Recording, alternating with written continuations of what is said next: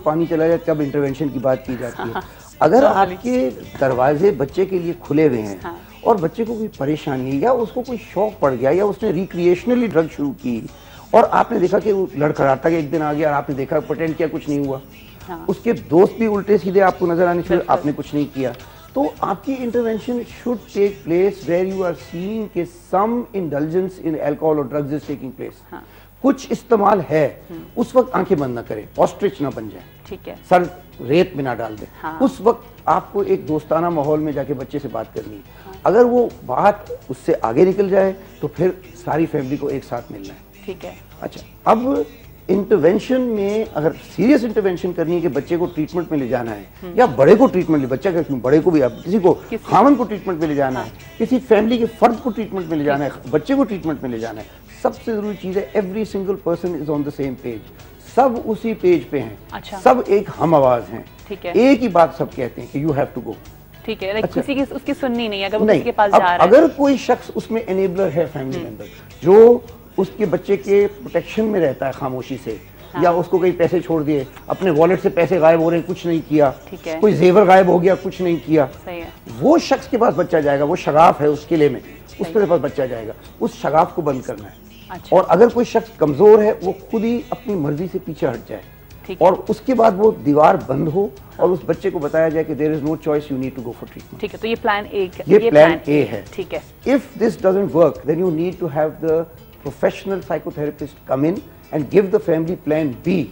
Plan B अगर आपने नहीं किया तो काम नहीं होगा और एडिक्शन नहीं खत्म होगी। इंटरवेंशन प्लान बी ये है कि एक शख्स लड़के के खानदान में जरूर होता है, या मामू होता है, या नाना होता है, या दादा होता है, या नानी होती है, पेरेंट्स के अलावा जिसको वो रिस्पेक्ट करता है, या कोई सीनियर टीचर होता है स्कूल में, या वालिद का कोई अच्छा दोस्त होता है, या वालिदा की कोई अच्छी सहेली, कोई सीनियर शख्स होता है जिसको वो रिस्पेक्ट करता है।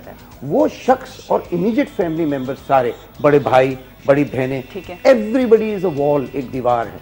And they say that now from now on if you do not go for treatment, plan B कह रहा हूँ, ठीक है, अगर प्लान ए कामयाब नहीं हो रहा तो ठीक है, तो then you either have to no money, no pocket money, खालाओं को फोन कर दें, फुप्पियों को फोन कर दें, चचा ताया, सारी मेन फैमिली जहां वो जाता था, दोस्त, आपके दोस्त, फैमिली के वालिद के दोस्त, वालिदा के दोस्त, nowhere can you get money from, ठीक है, you have to tell everybody that, get out of your shame, अपनी शर्म से निकले, क्योंकि जिंदगी का सवाल है। बिल्कुल। और उसके बाद आपने कहना है कि अगर आपने अब ट्रीटमेंट, पैसे बंद, मोबाइल फोन बंद, लैपटॉप बंद, ये meetings with these strange friends बंद, and if this doesn't stop then plan B का फाइनल है कि then you can't stay here, this roof is gone.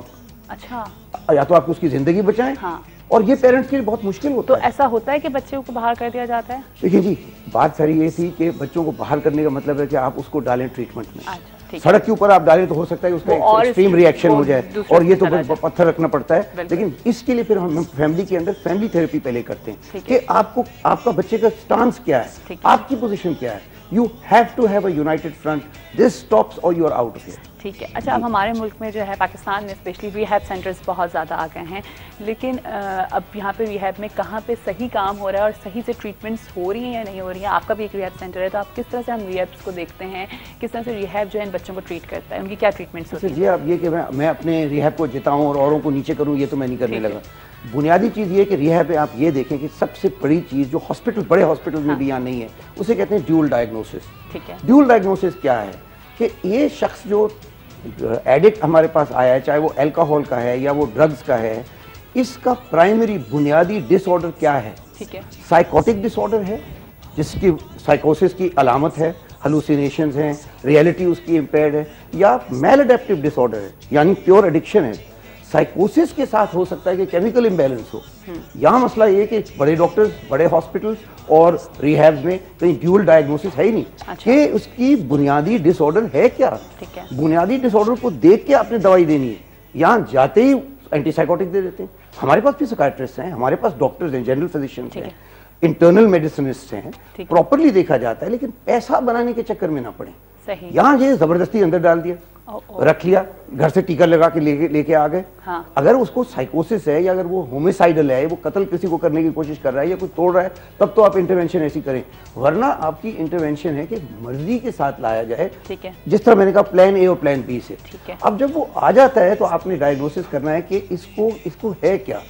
अगर उसको साइकोसिस नहीं है तो यहाँ पे आप उसको एंटीसाइकोटिक क्यों दे रहे हैं? यहाँ इंतजार ही नहीं करते। हाँ। यहाँ तो इंतजार करते ही नहीं। यहाँ पे साइकाइट्रिस्ट भी और रिहैब्स में भी उठा के सीधा एंटीसाइकोटिक दे, रेस्पेरेडाल दे दी। सही। या एक सिवियर स्ट्रॉन्ग मूड कह दिया कि इसको मूड डिसऑर्डर है, बाइपोलर मूड डिसऑर्डर। आपके पास बेसिस क्या है ये देखने की? आपके पास तो 4 दिन हुए, वो तो शराब के आलम में आया है। हाँ। सबसे पहले तो आप उसको डिटॉक्सिफिकेशन सिर्फ करते हैं। ठीक है। और डिटॉक्स करने के बाद 10-8 दिन के बाद देखते हैं कि उसका प्रेजेंटिंग इशू क्या है, उसका प्रॉब्लम क्या है। और प्रॉब्लम के बेसिस पे फिर लॉन्ग टर्म मेडिकेशन होती है। हमारे पास 1-to-1 थेरेपी होती है, आर्ट थेरेपी होती है, और सबसे बड़ी चीज कि आप उसको मोटिवेट करते हैं, आप उसको शेम नहीं करते। हाँ, ये असल चीज है कि आपने उस हर शख्स में, और ये हमारा जो स्टाइल है उसको कहते हैं मोटिवेशनल इंटरव्यूइंग। ठीक है। मोटिवेशनल इंटरव्यूइंग एक अप्रोच है थेरेपी का, जिसमें आप उसकी पॉजिटिव एम्बिवलेंस, उसके अंदर जो उसके जज्बात हैं उसके साथ काम करते हैं। उसको शेम नहीं करते, उसको पनिश नहीं करते। ठीक है। हम उनको समुद्र पे भी ले जाते हैं। अच्छा। हम उसको रेस्टोरेंट्स पे भी लेके जाते हैं। और फैमिली से मिलाते हैं या? फैमिली के साथ खुला मिलाते हैं। अच्छा। कोई सीक्रेट्स नहीं होते। ठीक है।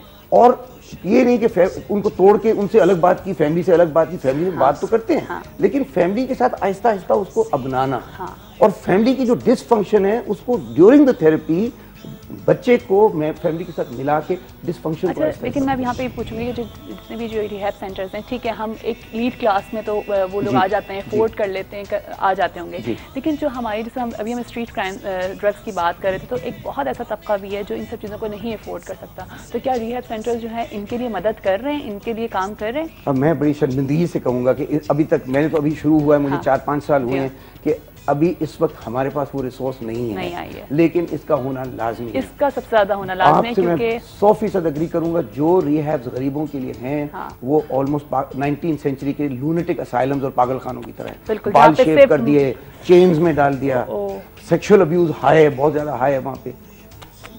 गैंग रेप्स वहाँ पे बहुत हाई हैं। चाइल्ड अब्यूज वहाँ पे बहुत ज्यादा हाई है।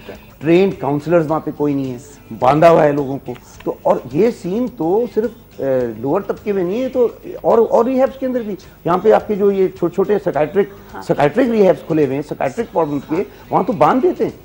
वहाँ पे तो रात को बहुत से, सबके नहीं कह रहे, सब में है, लेकिन रात को उनको टीके उनकी मर्जी के मिल जाते हैं, दवाइयाँ उनकी मर्जी की मिल जाती हैं।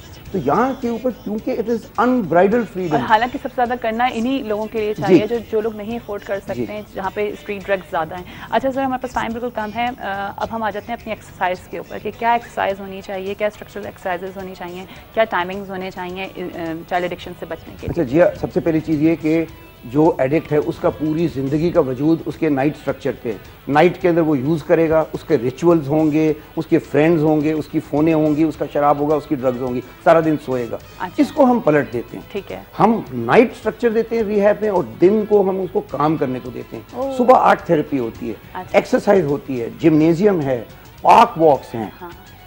लड़कियां हैं इनके एक जगह अलग है, तो स्विमिंग उनको अलग से स्विमिंग है। ठीक है। कोई चीज है जो आपको ऑक्यूपाई करे, ताकि आपकी स्लीप साइकिल जो सबसे पहले वो बदले। सेकेंडली, एक्सरसाइज की एक रिजीम वापस आनी बहुत जरूरी है, क्योंकि एक्सरसाइज से एंडोर्फिन्स रिलीज होते हैं। तीसरा, 1-to-1 थेरेपी। हर शख्स की अपनी चोट है, अपना वूंड है, तो हम वो बहुत ज्यादा एम्फेसिस देते हैं 1-to-1 थेरेपी पे। ठीक है। कि इंसान की जो अंदर की चोट है उसको आपने एक्सेप्ट करना है। हाँ। तो non judgement, love, respect, acceptance, ये सारी आपकी थेरेपी में हो। तो ये सारी एक्सरसाइज में आ जाती हैं जो आप लोग करते हैं। और रेडिकल सेल्फ एक्सेप्टेंस एक और हमारा अप्रोच है, डायलेक्टिकल बिहेवियरल थेरेपी। वो भी पाकिस्तान में बहुत कम इस्तेमाल होता है। डीबीटी, सीबीटी नहीं, डीबीटी। डीबीटी में है कि आई am okay just the way I am. कुछ मेरे अंदर चीजें इस वक्त हैं जो मैं ठीक हूँ, हाँ। और मेरी सिर्फ जो बिहेवियर्स हैं उनको मैं चेंज करूँ, as a human being I am okay. ये बहुत जरूरी है, ये हमारी थेरेपी है। ये आपकी थेरेपी है। थैंक यू सो मच कि आप मेरे शो पर आए, और इंशाल्लाह हम आगे इसको कंटिन्यू करते रहेंगे। लेकिन जो बात समझ में आई वो यही आई कि पेरेंट्स के ऊपर थोड़ा सा फोकस किया गया है कि उनको अपने घर का एनवायरनमेंट अच्छा रखना है। और वही बात जो हमेशा से करते हैं, हमेशा आपने भी की है, कि बच्चा जो है वो हर चीज़ को जो है वो पिक कर रहा होता है। तो हमें चाहिए कि घर, वो कहते हैं ना जी, घर की बात को घर में रखें, तो कमरे की बात को कमरे तक रखें, बच्चे तक ना रखें। Thank you so much. इंशाल्लाह अब आपसे कल मुलाकात होगी। शो का टाइम बिल्कुल ख़त्म हो गया, पता ही नहीं चला। और वाकई ये चीज़ हमारे मुल्क में इतनी ज़्यादा बढ़ती जा रही है, लेकिन इसको हमने रोकना है, आपने रोकना है, हम सब ने मिल करके रोकना है। और हम सब जब एक साथ होंगे तो इसी तरह की जीतें हमारे साथ होंगी, जो कि कल पाकिस्तान की जो जीत हुई है माशाल्लाह से हमने अपने टेस्ट सीरीज़ को जीता है। आप सबको एक दफ़ा बहुत बहुत मुबारक हो। और इसी तरह की जीतें अब आगे हम सेलिब्रेट करते जाएंगे जनाब आपके साथ। आप लोग हमारे साथ होंगे सुबह बखैर वाइब के साथ में इंशाल्लाह। कल आप लोगों से मुलाकात होगी। पाकिस्तान जिंदाबाद।